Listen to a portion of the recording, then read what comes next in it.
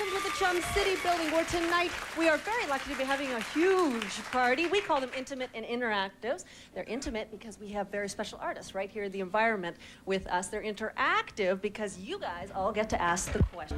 Welcome back. You are watching Intimate and Interactive with Bryan Adams. Hello, Hi, welcome. Can you hear this? We can hear it Can you loud hear and it? clear. Okay, good. Everyone can hear it. Thanks. National television, international television can hear it. So you're Don't on make tour. me nervous now, because, you know. Well, that wasn't the aim there. You're on tour right now.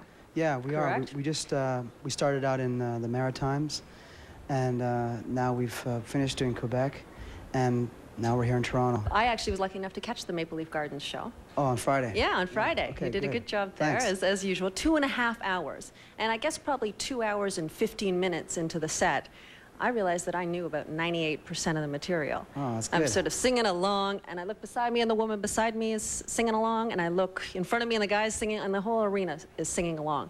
Well, that's generally the idea in our show. Our shows are... Yeah, they're catching pop. Our shows are quite intimate and interactive, too. But what I was thinking is I'm watching everybody sing, and you know, it's unbelievable that, I guess that's the end product, right? That's where you get to ultimately. That's, you know, whole arena with thousands of people singing along to your songs. Can Well, you you can't take really us back? think of it as a product, you know. Okay, the end. I mean, that is the This is that is the sort of the highlight of when you finally finish writing a song and you see everybody singing it, you know, or if you hear it on the radio even, or if you hear it on much. Okay, can that- you take us back to the beginning though? I'm curious about how this starts out. Well, it can start many different ways. Mostly it starts with a song title. And for example, I had that song called "The Only Thing That Looks Good on Me Is You." We know that one. And I was sort of accused of being that sort of the top chat-up line songwriter on the last album, on 18 Till I Die, because a lot of the song titles like that. I Want to Be Your Underwear, for example. That's You know, another one. And but those are just humorous things that I've said and just wrote down and kept a track of, and then at some point or another just thought maybe this would make a good song title. So I just, you know, I keep a journal of ideas as I go through my days. I'd like to get my hands on that journal. I'm sure it's very interesting. I'd like to get my hands on your journal.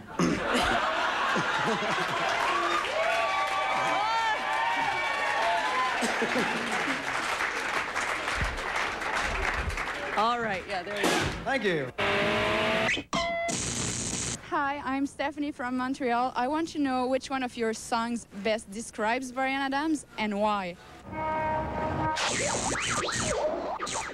All right. Oh, that describes me. I don't know. That's kind of a hard question. I don't know if you could really say one song. I want to be your underwear. No, I think that, you know, you change every year with songs and what you think. And I don't know if there's one particular song that would describe me better than others.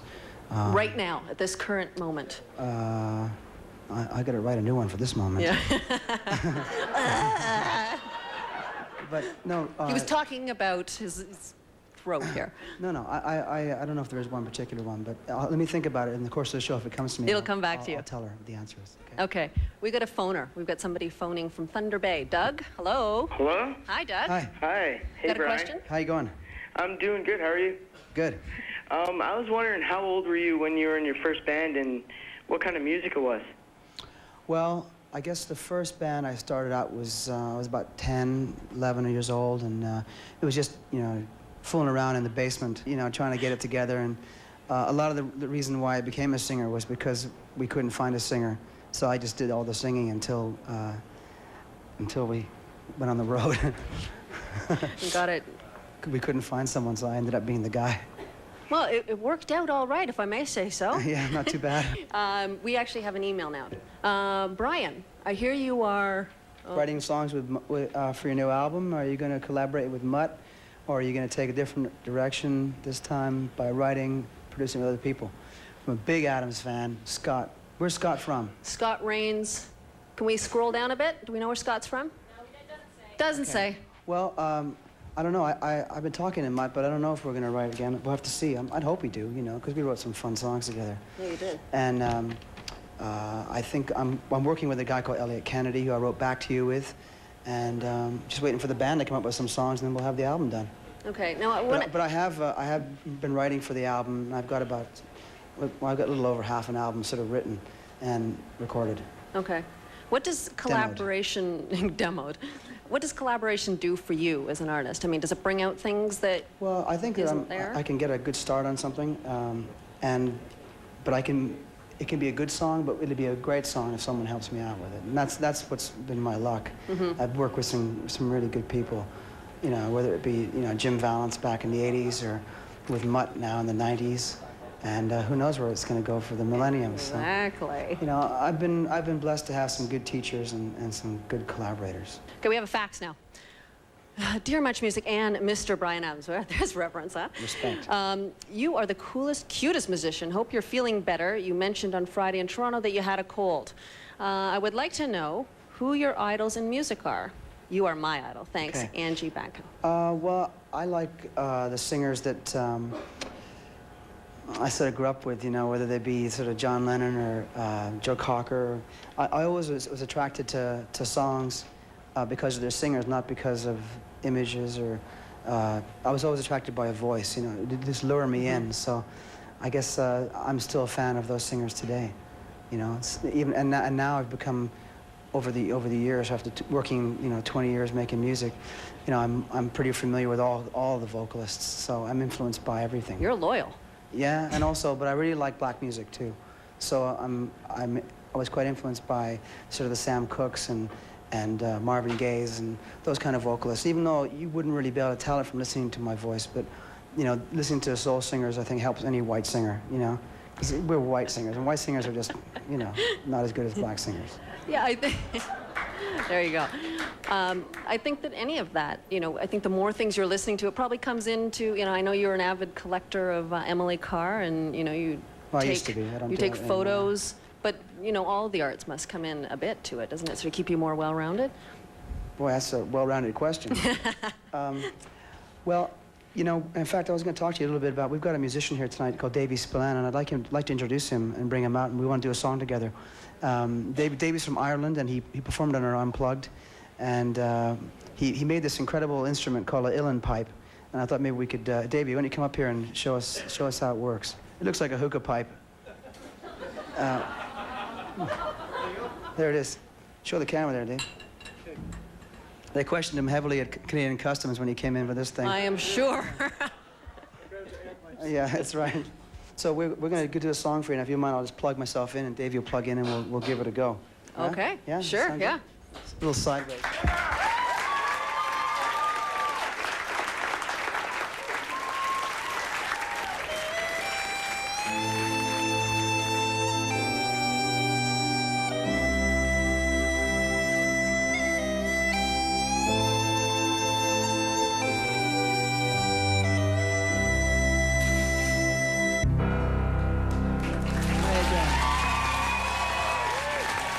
This is Davy Spillane. Good.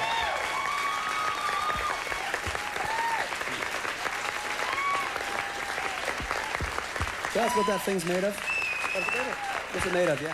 Ebony and silver. Ebony and silver. Can you get ebony in Ireland? Can you get ebony? Can you? Really? Okay. All right. When does the show start taping? Because I want to know, just to make sure. This is just rehearsal. All right. Good.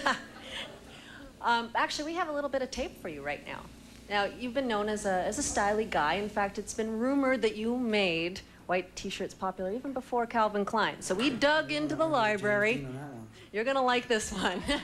The one way to make sure you were standing out was just to wear something that you make sure you're visible on stage. I would just wear a white shirt, because at least that way the guy at the back might be able to see there was somebody up there. That's it. That's the only reason.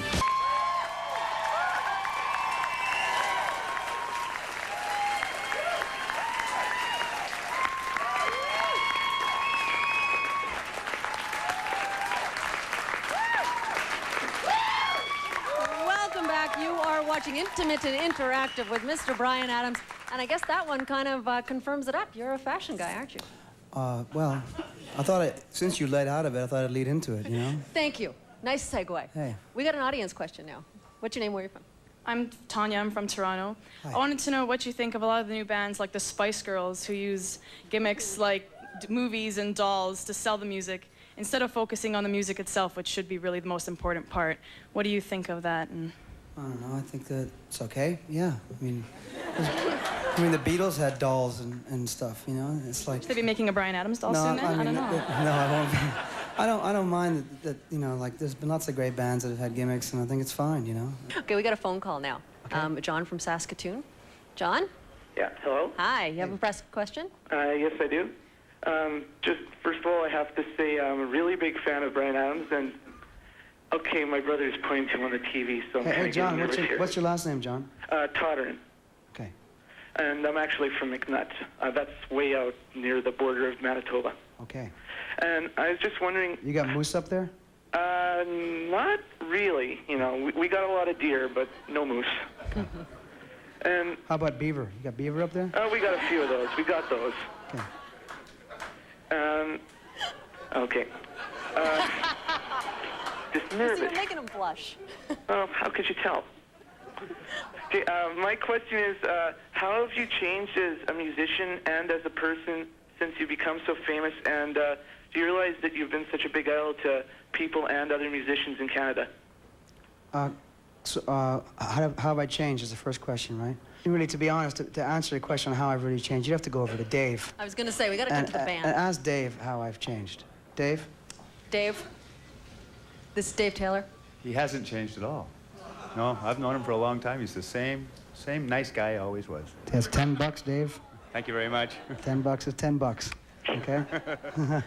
Pretty good. Okay, what was the second part of your question? Do you realize that you've been such a big idol to Canadians and other Canadian musicians? A big influence, is that? Yeah. Oh. Well, it's nice to you to say that. Thanks a lot. I mean, if you can shed a little light, that's nice. Thanks a lot. Welcome back. You're watching Intimate and Interactive with Mr. Bryan Adams. Now, what we just saw was a look at some of the charities you've been involved in throughout your career. In the monitors right now, we're going to roll some footage that we actually took a couple of nights ago in St. Catharines, at the St. Catharines General Hospital. And this was all the proceeds for the concert that you did there and the dinner that you held with Miss Linda Evangelista. Right. Went to breast cancer. How did you get involved in that one? Well, initially I got involved with the breast cancer benefit. I was invited to do a charity concert after the release of Have You Ever Really Loved a Woman? This was a couple of years ago, something that Olivia Newton-John held. And so I went down and did that, and then I got invited by Self magazine, which is a American magazine, to do this record, and right. They asked me if I'd be on the cover with Linda Evangelista, another true Canadian. Okay. And I thought, yeah, good idea. And then because that record was only a Canadian, or probably only an American record, I thought we should do something for Canada, for the women of Canada. So I asked Linda, and she said, yeah, she knows about this thing in St. Catharines, which is her hometown. And so we did the benefit concert on Sunday night, and we raised nearly $1 million. Okay. Now, the thing about after you've done this for such a long time, when you realize that you can pull things together and actually make a difference, you know, and I've always sort of believed that. I've been doing charity work since the 80s and early 80s in my career, and the more you do it, the more you get back from it because it gives you something back, and that's why you do it. You know, you do it because you want to do it. You know, not because you have to do it. Come on. Hi, Bryan. This is Jennifer from St. John's in the Avalon Mall. Just my own observations, I seem to like your fast songs better than your slow. And I'm wondering if you think you've been stereotyped as Mr. Romantic, because you seem to like all the romantic songs. Chris, my tour manager, thinks that I'm the world's most romantic singer. And I don't know, I don't mind being labeled that. It's fine, you know. It's better Not than so bad. Better than being the worst singer, so, you know. I have a question. You've been living in London for the last little while. Yeah. Do you find that influences how you are writing music? Does it change at all? Not really, no. No? I could live anywhere. I mean, during the course of the last album, 18 Till I Die, I lived in Jamaica for a while, and I lived in France for a while. And I like to travel, and I like to, it's a big world out there. I mean, I grew up half my life in Europe, so it felt good to go back there. And